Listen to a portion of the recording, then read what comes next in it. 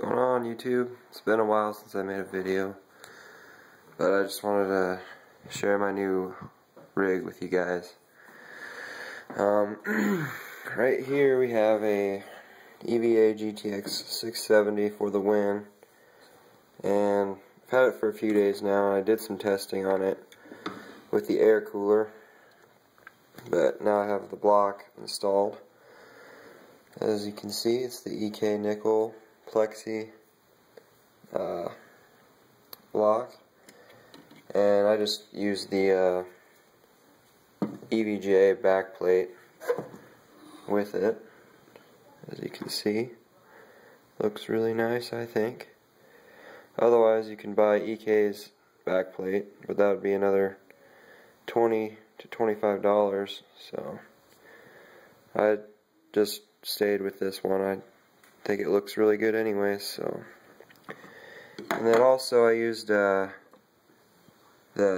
screws that EK gives you are M3 6x6 millimeters. So using this backplate, you can't use the screws that EK provides for you. So I got some screws from work, and as you can see, they're flush with the backplate. And I think for a couple of them,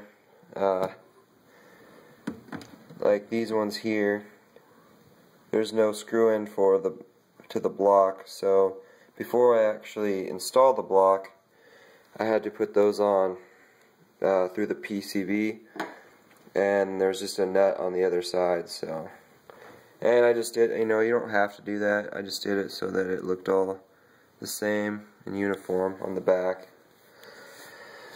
So we got that.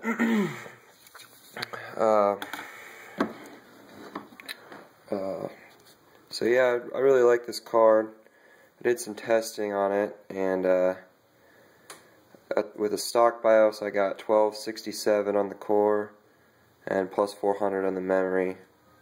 And then I flashed the BIOS to the modified one and got 1306 on the core. So it's pretty good numbers, I think, for a 670.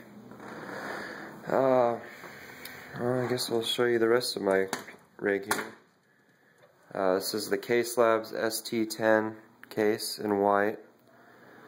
We got the Alphacool UT60 up 480 rad up top. Has a push-pull with the gentle Typhoon AP15s. They work really good. Right now I have just regular distilled water in here. I was switching out graphics cards, and then I was just running in the air cooler, so it's kind of how I have it right now.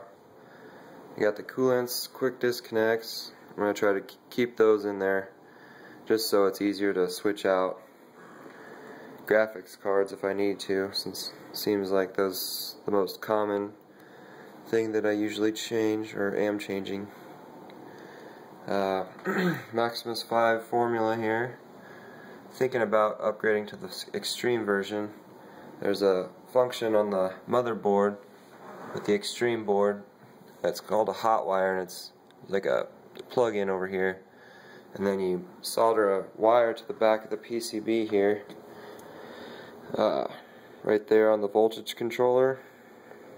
It's one of those points there. You solder a wire, and then you can push the voltage even further, because you're only limited to 1.212 volts, and you have to get that with the BIOS flash.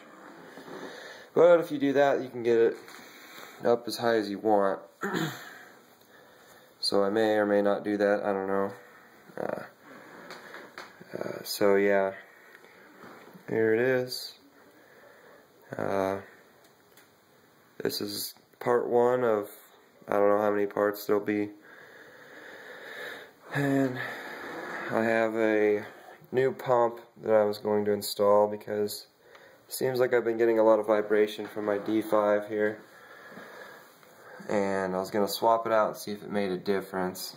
I just got it mounted there using the bits power bracket, and there's a rubber piece in between the mounting plate and the chassis, but I was gonna maybe add some foam, see if that would reduce the vibration. So I don't know if it's the same. If I still get the same vibrations, then I think it wasn't the pump. It's probably just how I have it mounted, and there's nothing wrong with it. But if it is vibrating, then I might just get rid of it, or I don't know what I'll do. So hopefully by installing this new pump, I'll get rid of my vibration problem, because it is quite noisy. It's actually the loudest thing in the case, so it's really starting to annoy me. But and here we have some Mayhem's pastel red coolant, and I was currently running, or I was previously running this stuff in my system, but I forgot to drain the loop. Well, I did drain the loop, but I didn't properly clean it out. And before I ran that pastel red, I had dye. I was using Mayhem's dye to get a blood red color, and I just didn't really like the way it looked, so that's why I went with the pastel red. And I'll show you here in a second how red it actually is. It's really, it's like the sleeving you see there.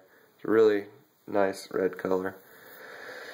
But anyways, I forgot to properly clean it out, and it turned to the pastel red to a darker dull red, and so I had to drain it, clean it out, and you kind of maybe can see a little bit of red tint in the reservoir. Maybe I can see it, and I don't know if the camera picks it up, but in the acrylic here you can kind of see red. So when I take this apart, I'll be sure to clean it out really well.